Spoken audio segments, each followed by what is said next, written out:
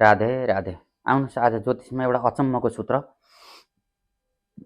यदि कसैको जन्म लग्न कुण्डली अथवा चन्द्र लग्न कुण्डलीदेखि, ध्यान दिएर सुन्नु होला, जन्म लग्न कुण्डलीदेखि अथवा चन्द्र लग्न कुण्डलीदेखि, राशि कुण्डलीदेखि 6औं 8औं र 12औं भावमा गएर द्वितीय भावको मालिक अथवा कारक ग्रह बुध गएर बसेको छ र त्यही माथि चाहिँ कुनै पापी ग्रहहरूको दृष्टि परेको छ अथवा पापी ग्रह सँगै भएर बसेका छन् र शुभ ग्रहको दृष्टि परेको छैन भनेदेखि चाहिँ यस्तो व्यक्तिलाई चाहिँ यसलाई चाहिँ लाटो योग भनिन्छ। यस्तो व्यक्तिको चाहिँ बाणीमा दोष आउँछ, वागदोष उत्पन्न हुन्छ र जातक चाहिँ लाटो हुन्छ भनेर चाहिँ हाम्रा ज्योतिष शास्त्रमा भनिएको छ।